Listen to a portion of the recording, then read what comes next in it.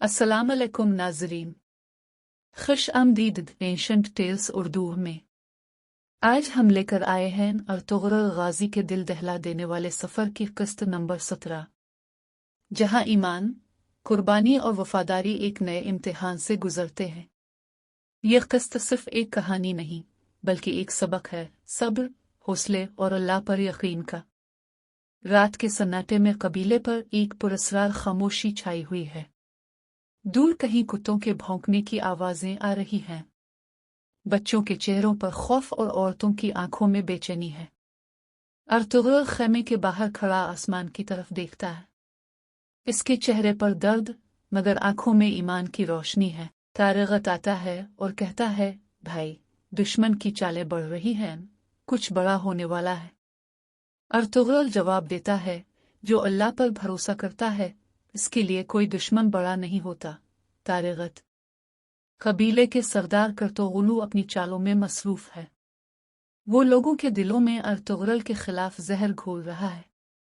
कई लोग इसकी बातों में आ जाते हैं और कबीला दो हिस्सों में तकसीम होने लगता है। बुजुर्ग हमें खातून इस सब को देखकर कहती हैं, जिस कबीले में इत्तेफाक खत्म हो जाए वहां बरकत भी खत्म हो जाती है। लेकिन अर्तुगरुल खामोशी से सब कुछ बर्दाश्त कर रहा है।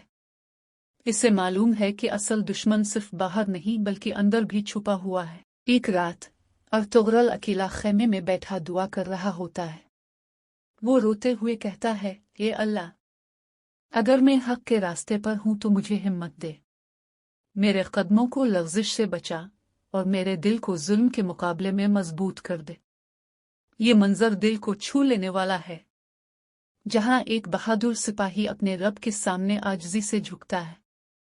इसी वक्त बामिसी खेमे में आता है और कहता है, भाई, तुम फिक्र ना करो। जब तक हम साथ हैं कोई दुश्मन हम पर गालिब नहीं आ सकता। अर्तुगरुल मुस्कुरा कर कहता है, बामिसी, जीत हमेशा तलवार से नहीं बल्कि ईमान से होती है। दूसरी तरफ सलीबी सरदार पीतरोस एक नया मंसूबा बनाता है। इसका जासूस सिमोन कबीले में भेजा जाता है, जो एक साथी को रिश्वत देकर अर्तुगरुल की तमाम मालूमात हासिल कर लेता है। एक रात अर्तुगरुल को पता चलता है कि एक शख्स कबीले से बाहर दुश्मनों से राब्ते में है। वो खामोशी से अपने सिपाहियों को कहता है, हम गद्दार को रंगे हाथों पकड़ेंगे, क्योंकि इंसाफ की बुनियाद सब्र है, गुस्सा नहीं। रात के अंधेरे में जब वो जासूस खुफिया पैगाम देने निकलता है, तारगत और बामिसी इसे घेर लेते हैं।